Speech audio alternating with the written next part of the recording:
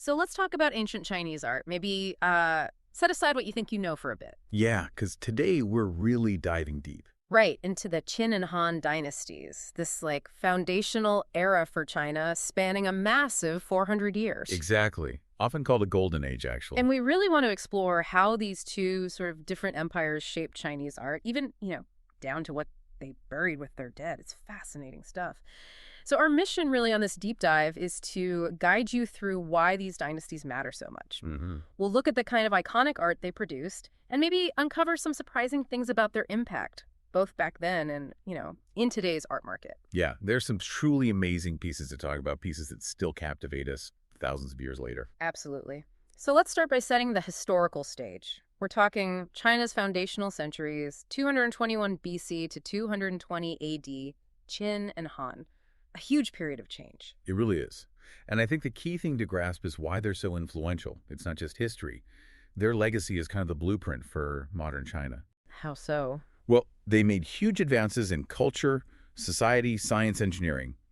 And all of that paved the way for the art we're discussing. Right. It wasn't just about conquest. It was about forging the very idea of China. That's a really powerful way to put it. How did that idea, that forging of China, translate into their art, especially given the Qin were, well, pretty aggressive early on? With Qin, they unified everyone, right? They demanded conformity, centralized power, standardized measurement, a single written language. Creating that shared identity. Exactly, where one hadn't really existed before. Then the Han inherited that, and they had the stability, the peace, to expand on it. Oh, okay. So they could invest in arts to show off imperial might, cultural sophistication.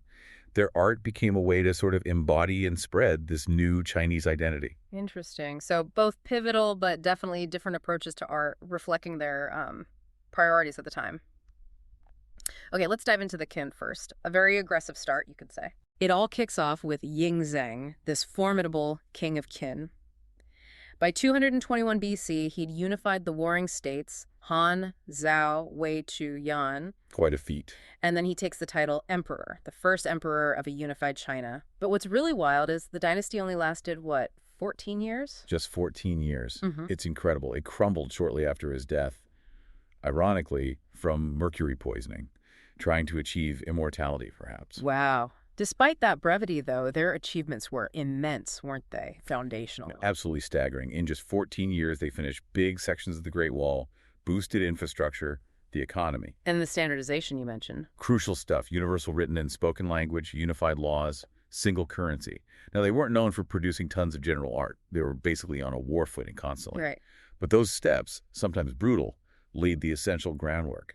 They created the stability, the shared culture needed for art to flourish later. Still, even with that focus on war and building, the Qin left us one absolutely world-famous masterpiece. Yes. The Terracotta Army of Xian, found in 1974. Just mind-blowing. A full-sized army for the emperor's afterlife. It really is an incredible sight. So why is it so unique for the Qins? You mentioned they weren't producing much other art. That's the thing. Other genuine Qin artworks are extremely rare. Mostly because the dynasty was so short and so focused on, practicalities and power. Makes sense. Most things we do have come from archaeological digs. Like, there's a Qin Bianhu that's a sort of flattened flask found in Shanxi province back in 73. Okay. But this rarity means if someone claims to have a Qin piece today, provenance and expert checks are absolutely vital. The risk of fakes or looted items is, unfortunately, pretty high. Good point. Okay, so from the Qin's short, sharp, powerful reign, let's shift to the Han Dynasty. Right. They basically inherited this unified empire the Qin had forged. They built upon it. And with that stability, the immediate threats lessened. They could shift focus, move away from constant war to peacetime pursuits, as it's often put. And that's when the arts just exploded. It's like a dam bursting. Really? What kind of forms are we talking about? Oh, an amazing array.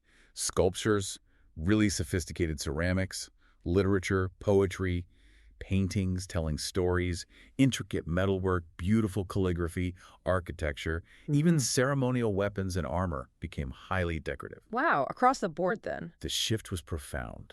So much creative expression and refinement suddenly became possible. Now, you mentioned earlier that a lot of what we know about Han art comes from tombs, from burial sites. That's true, yes.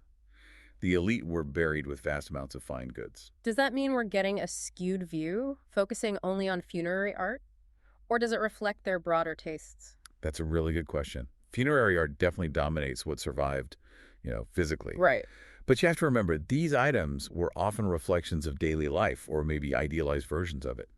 Miniature models of buildings, for example. Ah, So while we might not see, say, a farmer's house decorations, the stuff buried with nobles, fancy ceramics, detailed models gives us a window into their lives, their beliefs about the afterlife, even how they built things. so it's still valuable insight.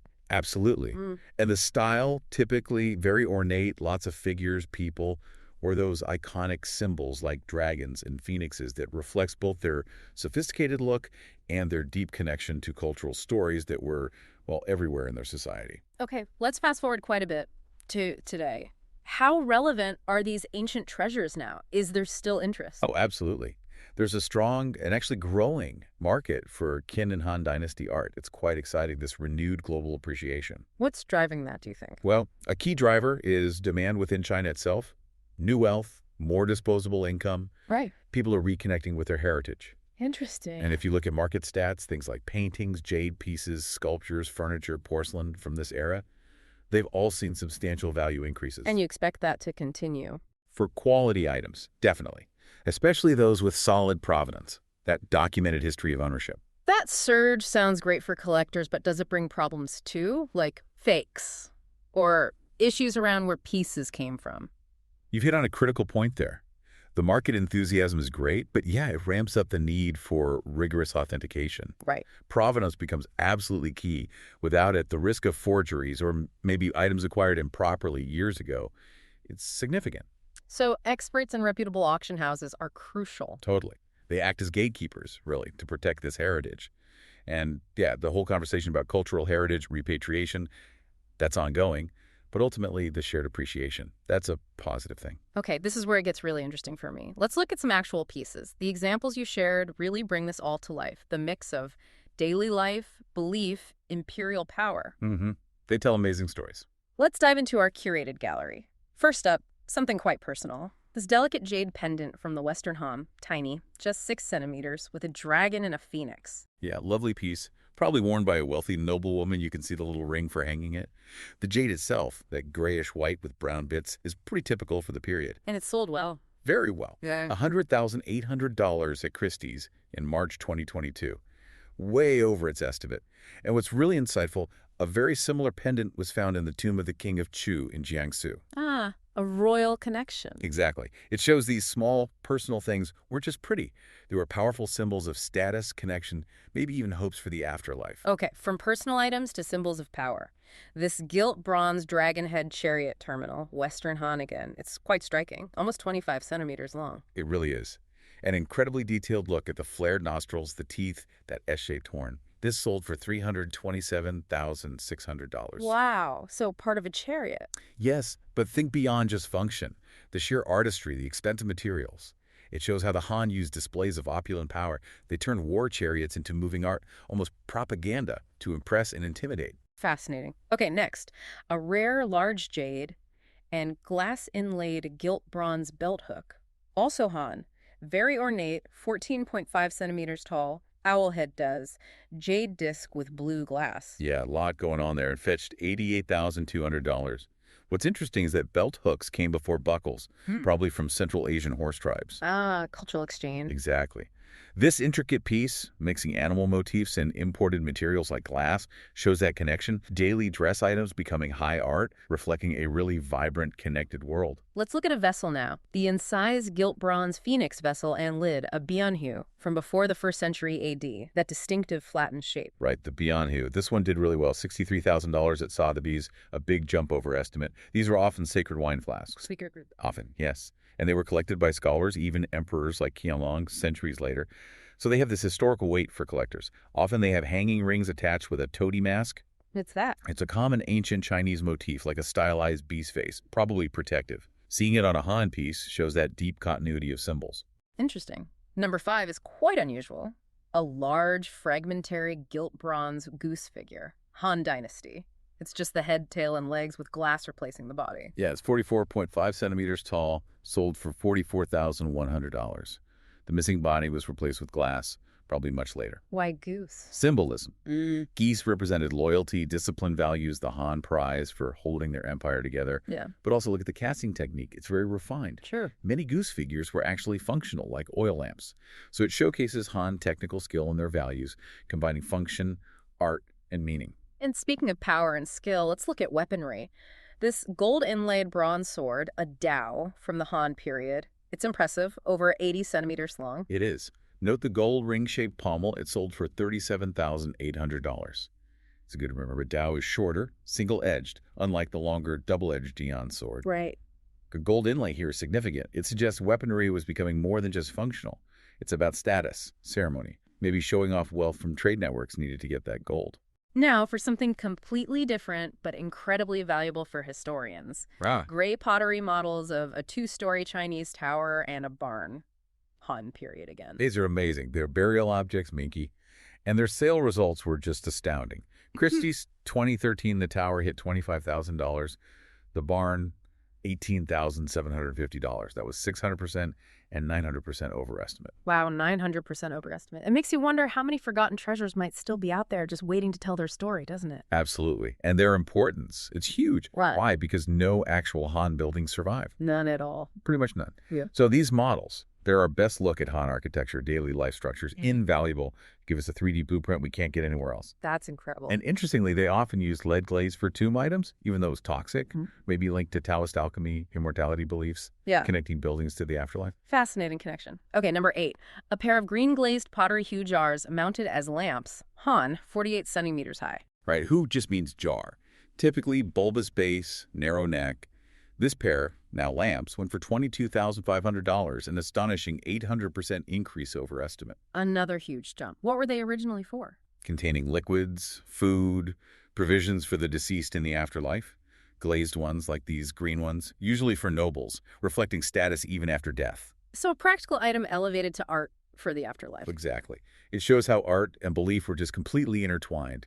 Utilitarian objects become essential spiritual provisions. And finally, something incredibly rare. A Qin dynasty scepter, a rui made of sandalwood. Yes, very rare indeed. Scepters, or rui, were ceremonial. They symbolize power, good fortune, later used in Buddhism. And this Qin one. It sold for a remarkable $90,000 at Bonhams. That's over 9 times its top estimate. It just highlights how incredibly valuable genuine Qin pieces are. Because the dynasty was so short. Precisely. The Palace Museum in Beijing has thousands of rui, but nearly all are from later times. Finding a Qin one is like finding a needle in a haystack. It's a tangible link back to that very first unified empire. Huge historical weight. So wrapping this all up, what's the big picture here? We've covered 4 centuries, Qin and Han. It seems clear they didn't just build an empire, they really forged an artistic legacy too. Absolutely. From the terracotta army, this monumental statement for the afterlife. To delicate jade pendants showing personal status. And those pottery models giving us priceless insight into how people actually lived and built things. Right. The range is just incredible. It shows how art served power, yes, but also ritual, cultural exchange, and even practical understanding of a world now lost to us. So as we leave you to think about all these treasures, maybe consider this. What stories do these silent objects across 2,000 years still seem to whisper? Yeah, beyond the beauty or the price tag, how do they make us think differently about power or daily life back then, or that very human urge to leave something behind, even for the afterlife? What other secrets might still be buried, waiting? It really makes you wonder.